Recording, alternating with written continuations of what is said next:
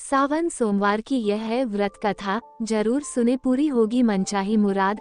अगर आपकी कोई मन्नत पूरी न हो रही हो या फिर तमाम प्रयासों के बावजूद आपको करियर में सफलता न मिल रही हो या व्यक्तिगत जीवन में परेशानी चल रही हो, मसलन कोई भी दिक्कत हो, तो परेशान होने के बजाय अब की सावन सोमवार का व्रत करके यहाँ बताई गई व्रत कथा का पाठ करें। मान्यता है कि सावन सोमवार के दिन अगर व्रत रखकर इस कथा का पाठ किया जाए तो जातकों की मनचाही मुराद पूरी हो जाती है। नमस्कार दोस्तों, आपका ही चैनल बातें ज्ञान यूट्यूब चैनल में आपका स्वागत है। कृपया चैनल को सब्सक्राइब करें, वीडियो को शेयर करें। धन्यवाद। एक साहूकार था जो भगवान शिव का अनन्य भक्त था।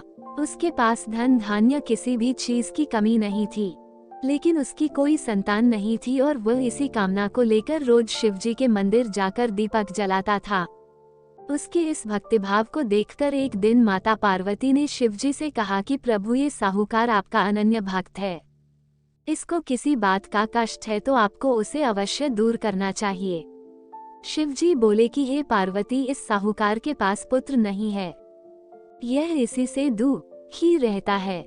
माता पार्वती कहती हैं कि हे ईश्वर, कृपा करके इसे पुत्र का वरदान दे दीजिए।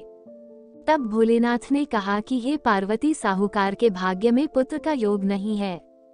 ऐसे में अगर इसे पुत्र प्राप्ति का वरदान मिल भी गया तो वह केवल 12 वर्ष की आयु तक ही जीवित रहेगा।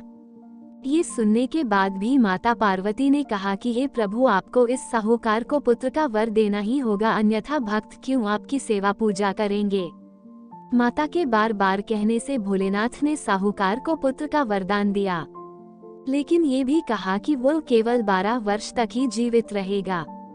साहूकार यह सारी बातें सुन रहा था, इसलिए उसे न तो खुशी हुई और न ही दुख। वह पहले की ही तरह भोलेनाथ की पूजा अर्चना करता रहा। उधर सेठानी गर्भवती हुई और 9वें महीने उसे सुंदर से बालक की प्राप्ति हुई। परिवार में खूब हर्षोल्लास मनाया गया, लेकिन साहूकार पहले ही की तरह रहा और उसने बालक की 12 वर्ष की आयु का जिक्र किसी से भी नहीं किया। जब बालक 11 वर्ष की आयु हो गई तो एक दिन साहूकार की सेठानी ने बालक के विवाह के लिए कहा, तो साहूकार ने कहा कि वह अभी बालक को पढ़ने के लिए काशी जी भेजेगा। इसके बाद उसने बालक के मामा जी को बुलाया और कहा कि इसे काशी पढ़ने के लिए ले जाओ और रास्ते में जिस भी स्थान पर रुकना वहां यज्ञ करते और ब्राह्मणों को भोजन कराते हुए आगे बढ़ना। उन्होंने भी इसी तरह करते हुए जा रहे थे कि रास्ते में एक राजकुमारी का विवाह था। जिससे उसका विवाह होना था वह एक आंख से काना था।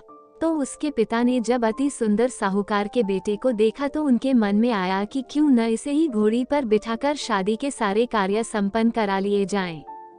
तो उन्होंने मामा से बात की और कहा कि इसके बदले में वह अथाह धन देंगे, तो वह भी राजी हो गए। इसके बाद साहूकार का बेटा विवाह की बेदी पर बैठा और जब विवाह कार्य संपन्न हो गए तो जाने से पहले उसने राजकुमारी की चुंदरी के पल्ले पर लिखा कि तेरा विवाह तो मेरे साथ हुआ, लेकिन जिस राजकुमार के साथ भेजेंगे वह तो एक आंख का काना है। इसके बाद वह अपने मामा के साथ काशी के लिए चला गया। उधर जब राजकुमार ने अपनी चुनरी पर ये लिखा हुआ पाया तो उसने राजकुमार के साथ जाने से मना कर दिया। तो राजा ने भी अपनी पुत्री को बारात के साथ विदा नहीं किया। बारात वापस लौट गई। उधर मामा और भांजे काशी जी पहुंच गए थे। एक दिन जब मामा ने यज्ञ रचा रखा था और भांजा बहुत देर तक बाहर नहीं आया तो मामा ने अंदर जाकर देखा तो भांजे के प्राण निकल चुके थे। वो बहुत परेशान हुए, लेकिन सोचा कि अभी रोना पीटना मचाया तो ब्राह्मण चले जाएंगे और यज्ञ का कार्य अधूरा रह जाएगा।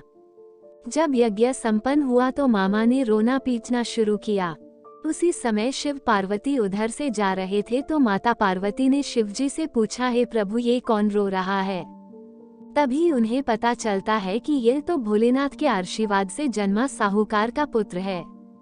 तब माता पार्वती कहती हैं कि हे स्वामी, इसे जीवित कर दे, अन्यथा रोते रोते इसके माता पिता के प्राण निकल जाएंगे। तब भोलेनाथ ने कहा कि हे पार्वती, इसकी आयु इतनी ही थी सो वह भोग चुका। लेकिन माँ के बार बार आग्रह करने पर भोलेनाथ ने उसे जीवित कर दिया। लड़का ओम नमः शिवाय करते हुए जी उठा और मामा भांजे दोनों ने ईश्वर को धन्यवाद दिया और अपनी नगरी की ओर लौटे। रास्ते में वही नगर पड़ा और राजकुमारी ने उन्हें पहचान लिया। तब राजा ने राजकुमारी को साहूकार के बेटे के साथ बहुत सारे धन धान्य के साथ विदा किया। उधर साहूकार और उसकी पत्नी छत पर बैठे थे। उन्होंने ये प्रण कर रखा था कि यदि उनका पुत्र सकुशल न लौटा तो वह छत से कूदकर अपने प्राण त्याग देंगे। तभी लड़के के मामा ने आकर साहूकार के बेटे और बहू के आने का समाचार सुनाया, लेकिन वे नहीं माने तो मामा ने शपथ पूर्वक कहा। तब तो दोनों को विश्वास हो गया और दोनों ने अपने बेटे बहू का स्वागत किया। उसी रात साहूकार को स्वप्न में शिवजी ने दर्शन दिया और कहा कि तुम्हारे पूजन से मैं प्रसन्न हुआ। इसी प्रकार जो भी व्यक्ति इस कथा को पढ़ेगा या सुनेगा उसके समस्त दुख दूर हो जाएंगे और मनोवांछित सभी कामनाओं की पूर्ति होगी।